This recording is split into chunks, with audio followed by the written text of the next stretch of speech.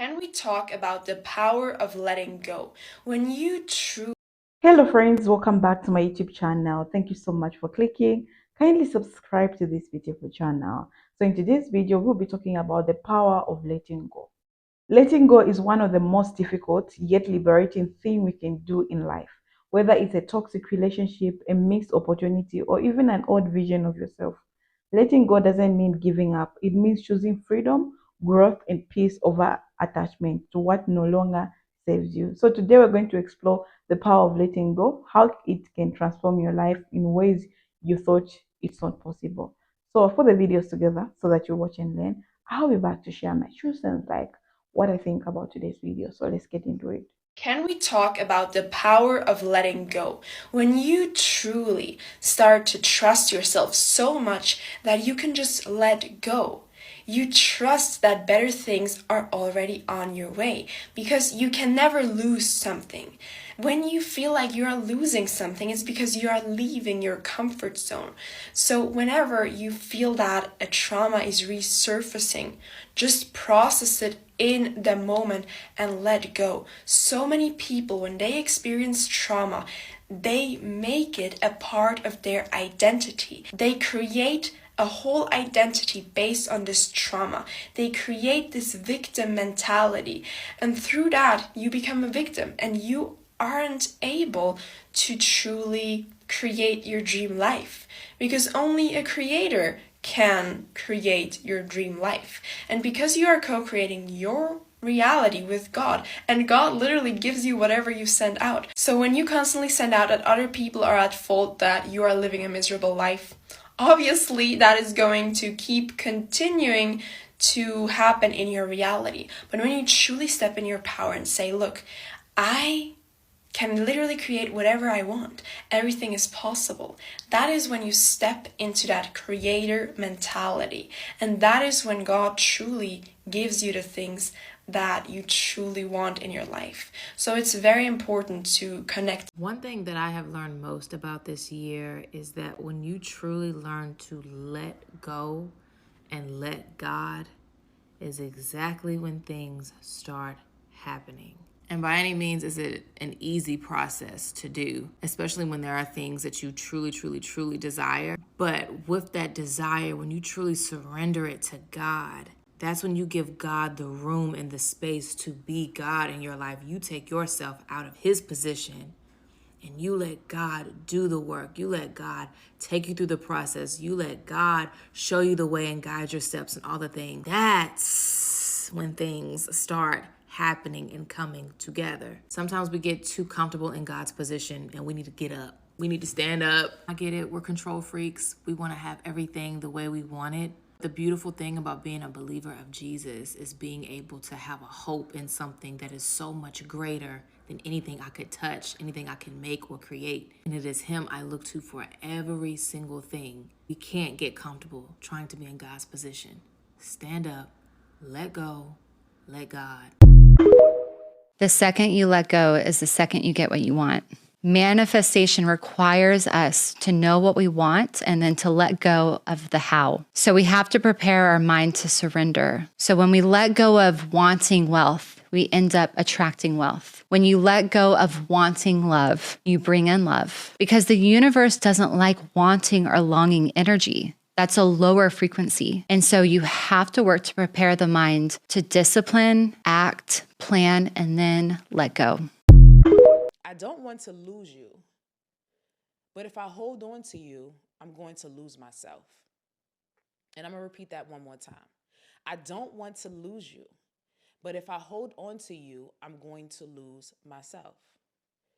And let's just break that down real quick, right? The more you hold on to someone that is not applying themselves or that is not applying themselves in a way that is going to uphold the vision and the dreams and the goals that you have for yourself, and you considered having it with them, then I have to let you go. And that's the power, because the power comes from the fact that you had to silence all of your emotions. You had to, suppress all of the feelings you have for this person, or suppress all of the thoughts and visions that you had with this person. You have to know how to suppress that in order to let them go. And that's power. Because how hard is it that you place that person in your dreams, your visions, your goals, and then they don't come with the same energy, or they're not reciprocating the same worth ethics, or they're not even trying to feed into the vision or the idea, but they were so quick to just say, okay, yeah, I want that too. It's time for us to start realizing something, right? It's time for us to start, when we're dating someone or we're planning this vision with this person, we have to kind of like study them and study what they really are capable of doing. And it's not more so of what they just saying. It's like, what are you physically doing? What is your physical movements? What are you applying in your personal life that I can benefit from if things don't go right with me, or if I need someone to lean on, right? If you're having a hard time letting go of a person or a situation, this is for you. You have to master the law of detachment. Here's one tip that really helped me in detaching from people and certain outcomes. I just say this to myself: if it's not this, then something better is coming. Everything is always working out in my favor. Say that to yourself whenever you feel that you're too attached to things working out with a specific person or getting a certain job or opportunity. The law of detachment is all about relinquishing control of how things should be and just being in the present moment and trusting that life is happening for you. There is a reason that that person walked out of your life. It's because they're making room for someone better to come along. There's a reason that you didn't get that job, or you were let go from your job, or you grew apart from your friends. It's because there are better opportunities and people out there for you that you need to be available for. Stay in the present moment instead of dwelling on the past or worrying about the future. Believe that things will work out and trust in the natural flow of life. When you learn not to be dependent on external circumstances and find fulfillment and validation within yourself, you will feel more at peace when things don't go according to your plan. So again, the phrase is this: if it's not this, then something better is coming. Everything is always working out in my favor. It works. Trust me. So I'm just here to share my 2 cents, like what I think about today's video. Okay, so the power of letting go. At its core, okay, letting go is about releasing control, releasing expectations, and releasing the need to hold on to things that weigh you down. Often we cling to things because of fear of change, fear of unknown, or fear of losing something we think we need. But holding on can become a burden. It keeps us stuck in the past, unable to move forward. Let go, on the other hand, creates a space for new opportunities, new relationships, new visions of yourself to emerge. One of the most powerful aspects of letting go is the peace it brings. When you realize the things that no longer serve you, you no longer carrying the weight of resentment, regret, or anger. Letting go doesn't mean forgetting or pretending something didn't happen. It means acknowledging the experience, learning from it, and deciding not to let it control you anymore. In relationship, letting go can be incredibly challenging. Whether it's a breakup, it's a friendship that ran its of course, or a family member you need to distance from, the thought of letting go can feel like you're losing a part of yourself. But holding on to toxic connection can drain your energy and block your growth. Letting go in this context is an act of self-love. It's a way of saying, I deserve better than this. Letting go also applies to the stories we tell ourselves. Sometimes the hardest thing to let go of is our own limiting beliefs. The idea that we're not good enough, smart enough, or worthy enough. These beliefs shape how we see ourselves in the world. By letting them go, we open the door to self companionship and new aspect on what we are capable of achieving. There's also a certain power in letting go of control. We often try to outcome people in situations because we think it will lead to security or happiness. But the truth is, control is an illusion. The more we try to control, the more frustrated and anxious we become. To let go of control allow us to embrace the flow of life and trust things will unfold as they meant to. Letting go doesn't happen overnight. It's a process that requires patience and self-awareness. You may need to grieve that you're letting go of, whether it's relationship, a dream, or an identity you outgrow, and that's okay. Grieving is part of the healing process, But as you move through, you start to feel lighter, free, and more aligned with who you're becoming. The power of letting go also lies its ability to create space for new beginnings. When you let go of what's no longer serving you, you're making a room for something better. It's like you're creating a cluttered room. Once you remove the things that no longer belong you, you can fill the space with things that will bring you joy, purpose, and fulfillment. Letting go means you never feel pain or regret. But it doesn't mean you are choosing not to let those feelings define you. You are choosing to focus on the present and the future rather than being trapped by the past. It's an act of courage, resilience, and self-respect. If you're struggling to let go, remember this: it's okay to release things we love. Let go doesn't mean you didn't care of what you experienced. It didn't matter. It means you care about yourself to move forward. It's about acknowledging the lessons, the growth, and the memories, and then deciding to step into a new chapter with an open heart. The power of letting go is transformative. It's about reclaiming your energy, your peace, your sense of self. It's about trusting what means for you, find a way you, and let that is not an end, it's beginning. So whatever it is that holding you on, take a deep breath and remind yourself that you have the power to let go. And in doing so, you discover the freedom and the strength to become the person you meant to be. So I want to share with you one story, what happened to my friend.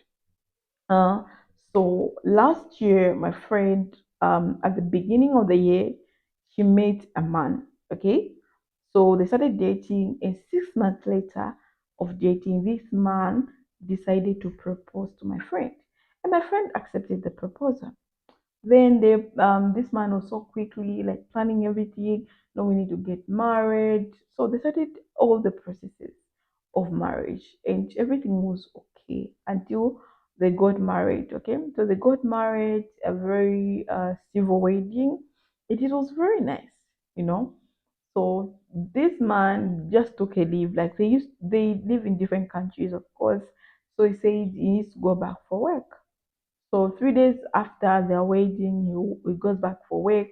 And the moment he arrived in that country, that man never called the day. Okay, they just maybe in the night, hi, I have reached, those things. So my friend thought this man is tired. Like maybe he's tired. Let me just give him time to settle down. And 2 days, this man is not calling. You call, he doesn't look happy. She asked like, what's happening? Okay, then my friend, the man said, no, I have a lot because my ex-wife wanted to do something and my kids are affected, so I don't want to anything to affect my kids. So I said, oh, okay, explain to me what really happened. Then he explained everything, and my friend was like, okay, I'm going to give you time so that you sort yourself out, like you solve your issues. Then this man keeps on being quiet, like you married to me, why are you being quiet? We're supposed to talk, even if you have those things. Later, he just said like, okay, I don't want to go on with this marriage. I feel like we're not compatible, those things. But why did you propose to me if you're telling me those things now? We are already married. So he said, no, I want a divorce. 3 days after marriage, what can you do, guys? It was the hardest moment. My friend almost lost herself. It was the most hard. I felt bad for her. Like this lady was in love, and this man showed that he was genuine. Now he was just a pretender. He lied a lot in this whole relationship. So I just told my friend like, you've tried, like you fought for this man. You are putting all the energy on this man, so you just have to let go and find yourself again. So the moment you're going to let go, you're going to open new opportunities, new people, new relationships.